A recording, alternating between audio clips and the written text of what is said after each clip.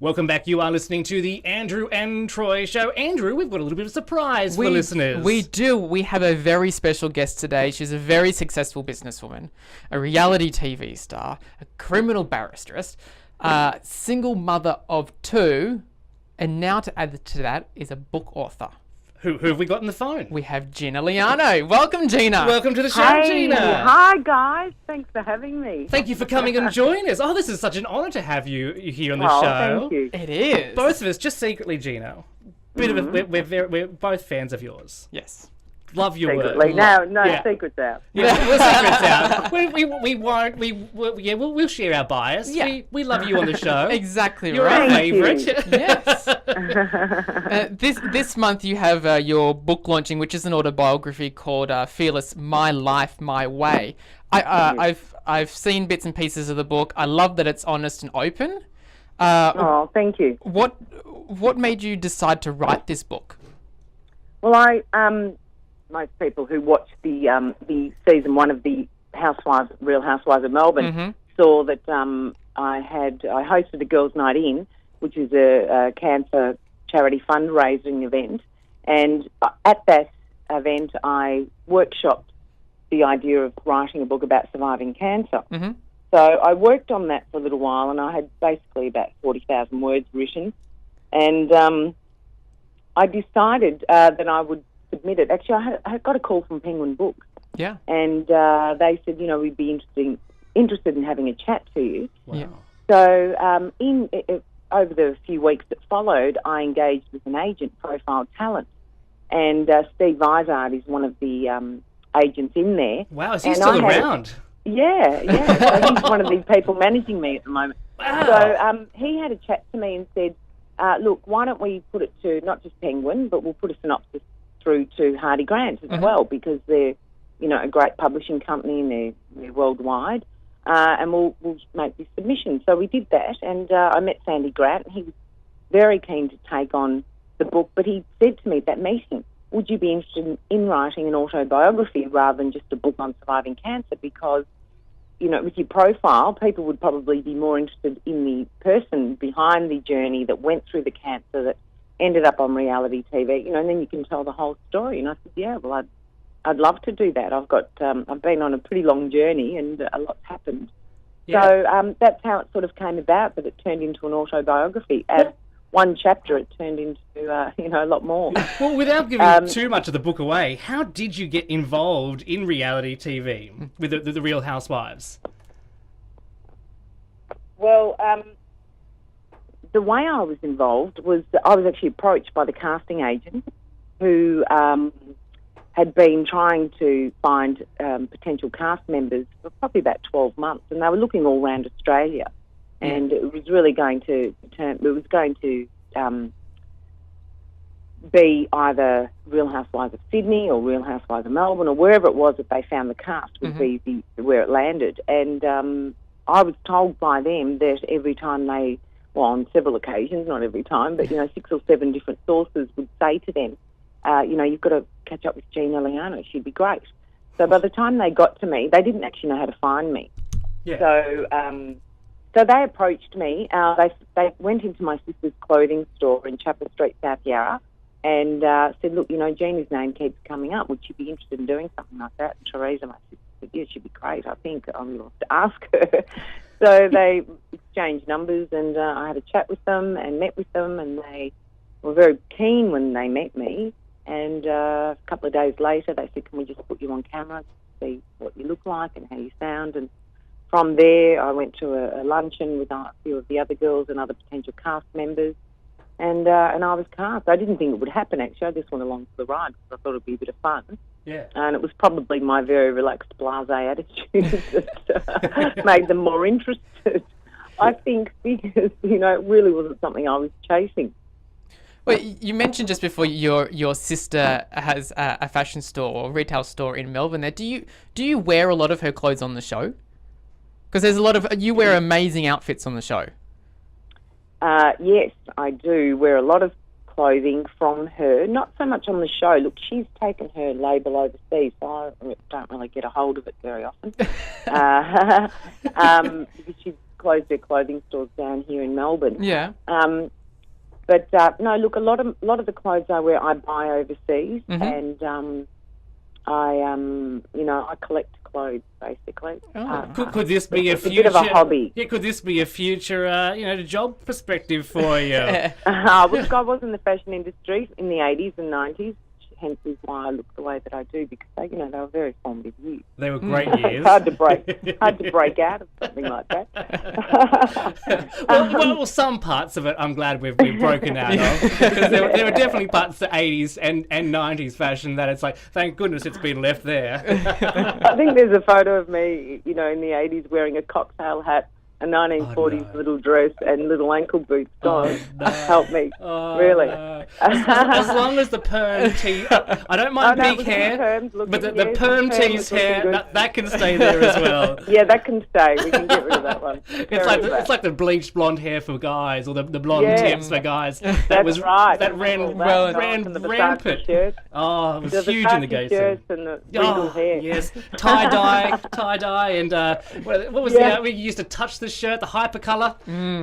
High end fashion, Gina. That wasn't high end, that was Target. I think Target was too good for that. I think we're talking best and less. Best and less, that's right.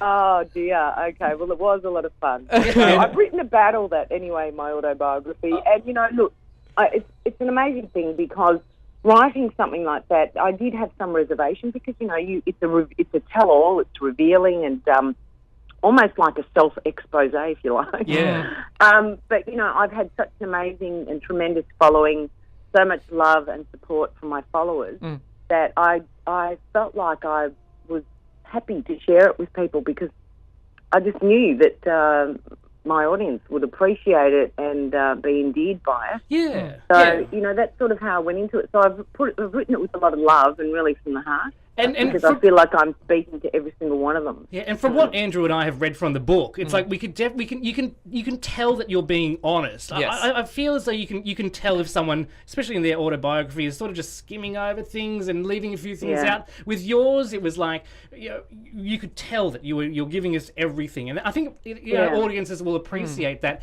and the readers of the book will love that, because we certainly have. Yes. And I had my launch last night in Melbourne, and I had about 1,500 people. There was a swell of a crowd out on the street waiting to come in, and they were absolutely gorgeous. They were so patient, and I signed all the books and had photos with everyone, and they were absolutely divine.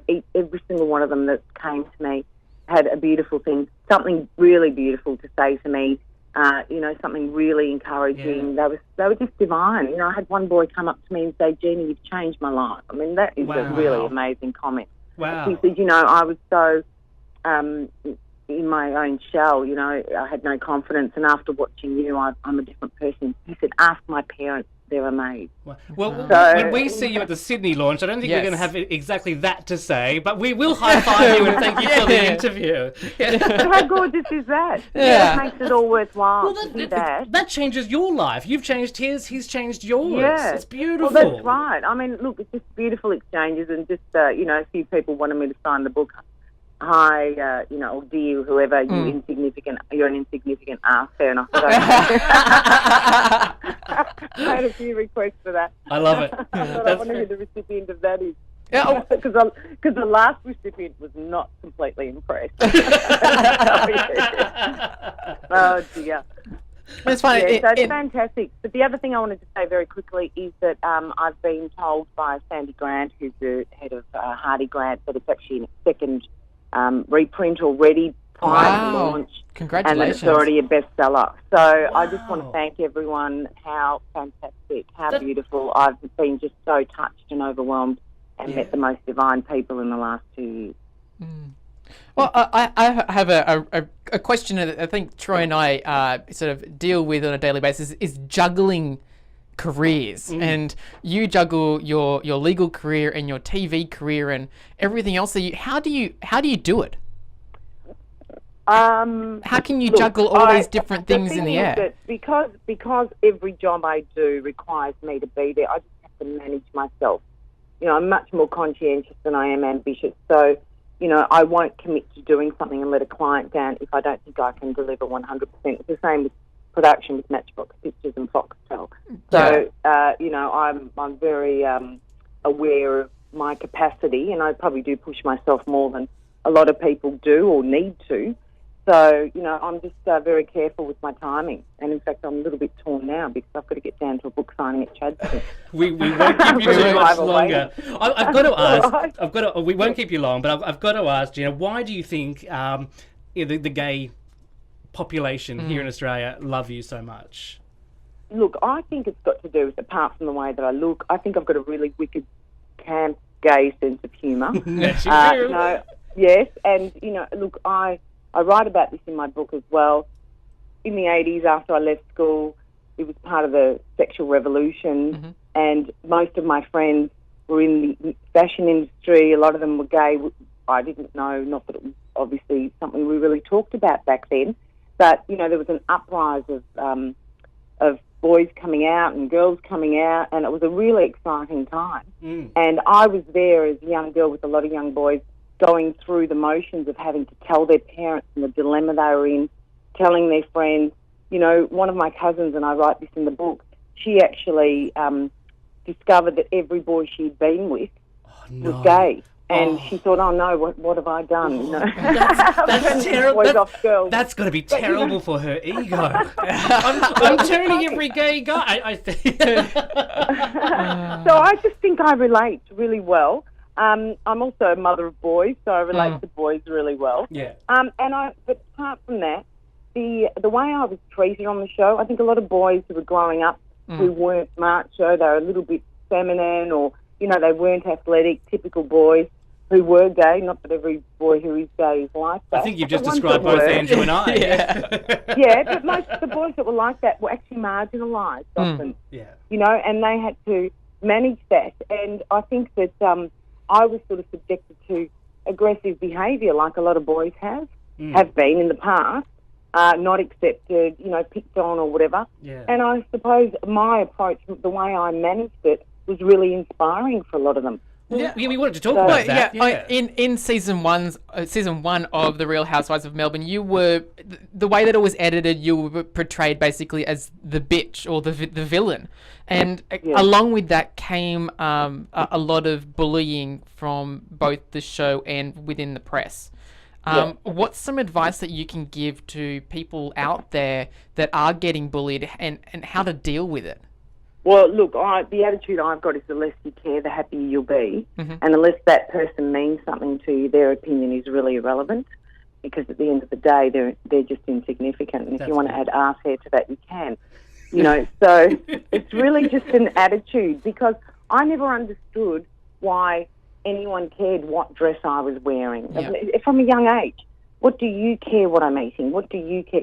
Really? So the people that don't care are the ones that you shouldn't care about.